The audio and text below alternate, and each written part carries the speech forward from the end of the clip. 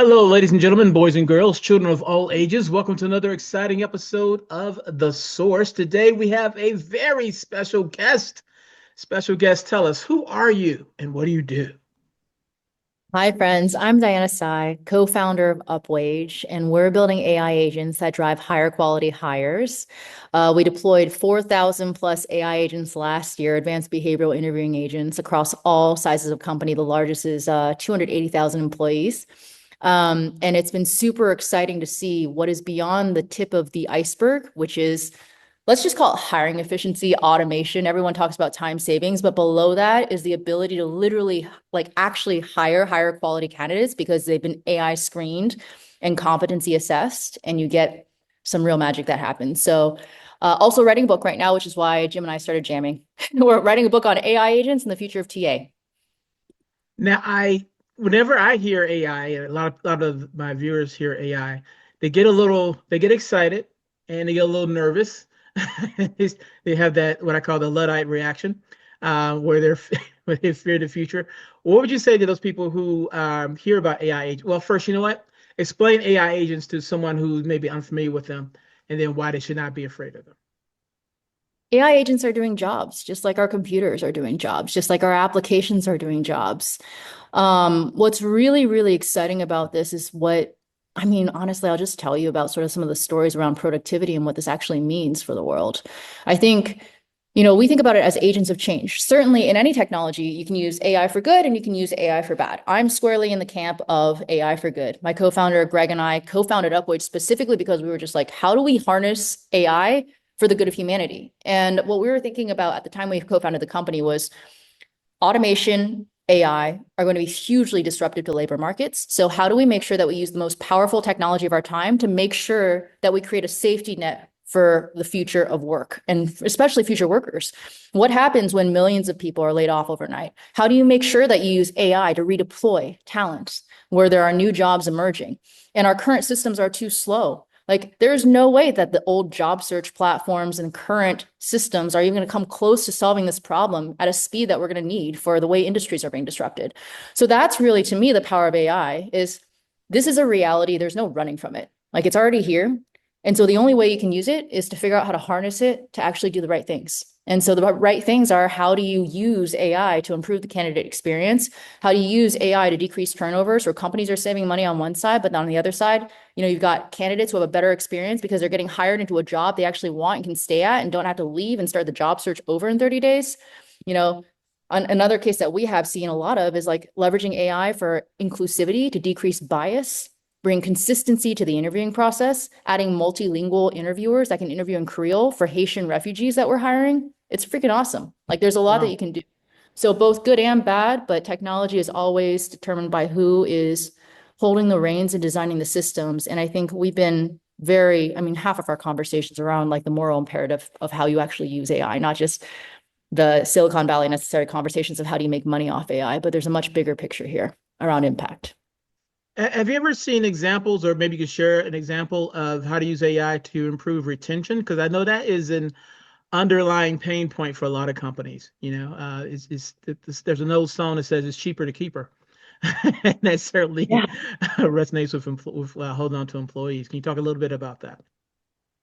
For sure. So one of my favorite CPOs, I'm trying to decide if I can name companies or not right now, but let's say large scale healthcare company, Okay. 65,000 applications a month for a call center hiring role. And she is just brilliant, like truly amazing CPO. And so really what we sat down is when we were first building out our product, we did a lot of ideation with product advisory board members, our talent leaders that helped us ideate and literally find product market fit in 12 months flat. And what happened was their biggest problem was turnover. It was 53.2% turnover. And we had built two agents that were really powerful. One was our AI interviewer, which is an advanced behavioral interviewer. Why it's advanced is it can do star interviews. It does probing and follow-up. So it's not just emotionally intelligent. It's 24/7 doing star interviews. It's also EEOC like guideline compliant, everything. It's really, really powerful. So we had built this AI interviewing agent, and on the backside, we decided to build an AI analyst agent because we were getting such high volumes of interviews coming through that we needed a second agent to read every single interview and start sorting the interviews.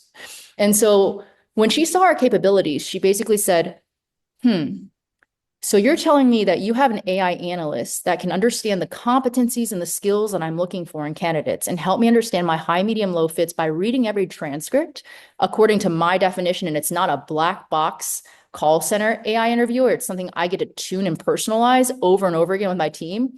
And you can track everything. I was like, yes. So she goes, here's my thing.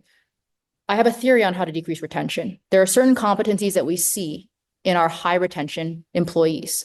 So what I would love is to test an AI interviewer with you. And I'm going to give you this criteria. I'm looking for folks who are high empathy. They're going to be high resilience. And she basically laid it out, high, like extreme detailed definitions of what resiliency meant to her.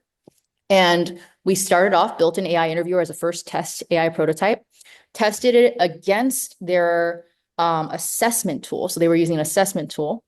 And after 8 months, our longitudinal data, what it showed is that turnover dropped by a third. So non-AI screen candidates had a turnover of 53.2%. Upwage AI screen candidates, 34.6%. Same class, same time period, same roles. So like A/B test pure. So that saved the company $802,000. I think 802.8K in 1 year. And we've seen that. So then we got curious, but I won't ramble too much. We got curious, but No, we no, started keep looking going, keep at going. other companies. Okay. So then we're like, oh, we wonder what's happening with our other clients that are also using our AI behavioral interviewers across different roles. And so one of our other high volume partners, GoPuff Bevmo as well. So GoPuff Bevmo, they started sending us all their retention data and turnover data. And they had the same kind of numbers. It was 1.04 million in turnover savings on their highest volume roles with us in the first year. They have 972 AI agents they're using from Upwage right now. Let me just see their actual turnover. Yeah, so turnover drop was 23% to 17.5%, which was huge in these high volume roles. You just don't see that delta of change happening very often.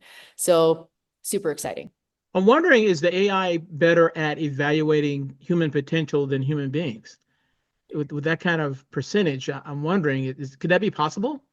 It's less biased and more consistent, let's say. It's going to be more Hmm. consistent because it holds the same definition.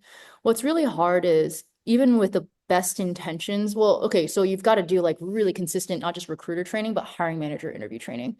So it's much like if you think about it, right? If you have AI agents that are running these behavioral interviewing processes, you can run a system upgrade to all your agents in the Sure. sense in like one click, essentially. So if you notice, okay, actually, the data is showing me that our 5 competencies that we think will predict retention, one of these doesn't really correlate. We're looking at the data, it's not actually causing a retention.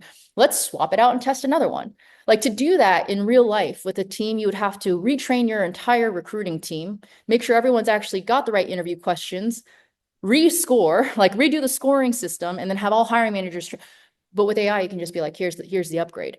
What's really cool is that we've actually seen, so we pair our AI with high performing recruiters. And so we've watched the role of the recruiter evolve as a process of us working together with like top recruiting teams, which has been super cool to see. Everything from like we've seen major productivity increases. Like the recruiting teams we're working with go from 25 recs to 50 recs in one case. In other cases, what we've seen is recruiting teams telling us like, hey, I actually have time now to do strategic sourcing. Before I was just waiting on phone screens and basically half the time people weren't even showing up for these phone screens. So like I have all these blocks in my calendar that are just taken up. And the coolest part was we had one of our partners actually start having their recruiters focus on their internal hires. So really white glove service for internal hires. I think what has excited our team so much about deploying the technology is we love this world where the level of white glove service that is currently only extended to executive level hires is available for hourly hires now.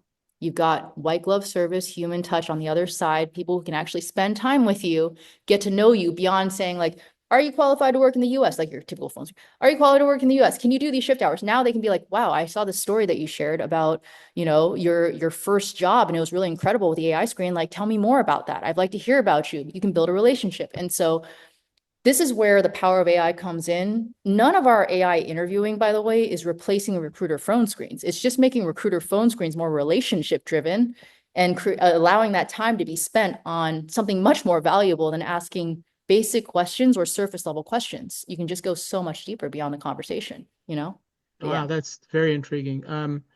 In speaking with other people in the space, one underlying concerns from the say vendor perspective is the potential of government regulation. You know, some people are speculating that AI technology will only go so far because the government will regulate it to death and that kind of thing. How are you addressing any potential pitfalls coming from future regulations? Can I show you something cool? Sure, I'm please. gonna share my screen. So we spent 3 months building this out. So this is our baby. I'm gonna send a request to share. I think Okay. it'll let me now share my screen. I love this. So this is Upwage's Trust Center. And what we did is we realized one of the biggest barriers to adopting AI was actually rightly so, actually, like compliance and legal. And so we were like, how do we build the best in class trust center that preemptively not only addresses every single regulation that we can find existing in the United States right now, but also beyond? So like what we're doing, so not only is all of everything we build is federally, compliant from a data perspective, from a security perspective, everything else, but we also track all legislation. So these are all your laws locally that have already been passed, how we comply. So we break down the laws to understand here's how you comply with New York Local Law 144. Here's the Artificial Intelligence Policy Act that was passed May. This is effective February 2026. We're already compliant with this one too, Colorado AI Act. This is going to be effective January 2026. So next year, Illinois. And so we've broken that one down. These are pending pieces of legislation that we're compliant with as well. And then we also decided to just publish all of our AI governance executive summaries, our third-party AI bias reports. We also run an internal AI bias report because we found that most third-party vendors weren't very rigorous with their work. I mean, let me just not say that, but basically like you could do better. There were ways to make the AI bias reporting stronger. And so we run our own internal AI bias reports on top of external reports and the AI transparency reports, everything like this. And we built this because we were looking around at like all the competitors in space. Nobody had anything like this because we thought our job could be a lot easier if we just sort of mimicked what anyone else had. They didn't have it. So we decided to set an internal initiative that we would surpass all expectations when it came down to compliance. So now in our, the biggest compliment we ever received on all this is we were on a call with, I think this was a $26 billion company and their chief legal officer said, basically, no, you answered every question with all your documents and the site you sent over. And if you can you put out a memo to like all other AI vendors to build something like this? Because you just made our job really easy to say yes to this. And I was like, yay, we did it. But it felt impossible at one point. Honestly, 6 months ago, I was like, this is such it's a deal killer. I was like, this is a deal killer. It's taking 6 months to go through this process. So we just built all this out, but we're Well, stoked let about me it. let me applaud your forward thinking. So to echo what you heard previously, this is something that most AI companies are not doing. I think a lot of them are maybe addressing it on a smaller scale, but they haven't gone full force as you have. So I think you're going to inspire several vendors when this The this whole video space will comes get out better. Yeah. for Yeah. sure. I'm I excited. Well, also oh, sorry. no, I go think ahead, please. it's just it's look, I was in this really interesting conference last year and sitting next to me was someone from the White House and they were talking about Okay. their AI policy and my ask to her was basically it would be great if you actually regulated the space more heavily because right now we're self-regulating ourselves more than our competitors are because we're trying to do the right thing here. And because we're in impact, like literally we're an AI company that came into existence to build a better world. And so we have to self-regulate, but it's sort of handicapping us in some ways too, because we're doing more than we need to. And it'd be ideal if everybody else was also held to the same standard. So when we look at current AI regulations, they're great, but they can be better, right? They can be even more thoughtful in terms of, and honestly, technology vendors need to be brought in because we're building this stuff. So we sort of, as we're building, we know what needs to be regulated. I'll give you an example. Our AI interviewer, right? So we have an AI interviewer, we have an AI analyst that reads all the transcripts. So we actually they're built on, like we actually separate them. They're silos and also two different LLMs. And basically what happens is we redact all PII before any of our interviews are read by the analyst to just reduce bias another layer even further. Okay. But no one Hmm. told us to do that. It's not regulated. We just decided like, oh, this is going to make the interviews more fair. So it's stuff like that that I think is just yeah, I don't know. I just think there could be such a cool partnership between the regulatory world and then also the AI world. And That's actually this. I have my favorite chapter right now in the book that I'm writing on agents of change is about the government and the role of the government and how it's going to transform with AI. And so it's basically about like what happens. So the book is structured very interestingly, right? It has 2035 and 2025. So each chapter is a 2035 full potential version of what AI will look like at that Hmm. point within a TA sort of construct. And then I zoom backwards into 2025 and talk about where the technology is today and anchor it in data that we have proprietary access to from our clients. And so basically, it's just a really interesting way to look at the world. But the 2035 version of like where government's going to be is super interesting because it's like, what will the government, like, will the Department of Labor be replaced by what I'm calling like a Department of Redeployment? When we see mass layoffs and industry destruction, how will AI, a government harnessed AI, be able to help redeploy folks? And I mean, the same metrics that TA leaders are held to when it comes to time to fill and time to hire. Like, what if the government was held to those metrics too, or corporations every time someone was laid off? Like, it's like you're going to lay off 1 million people from your company. You're held to the same standards. What's time to fill? How are you going to rehire those? What's time to rehire?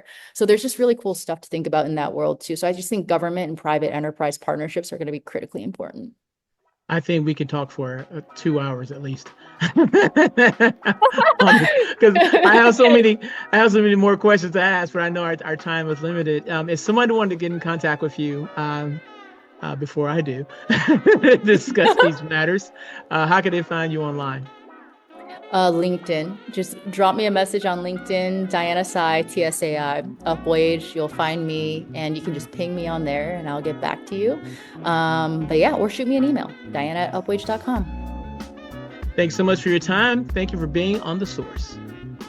Thanks, Jim.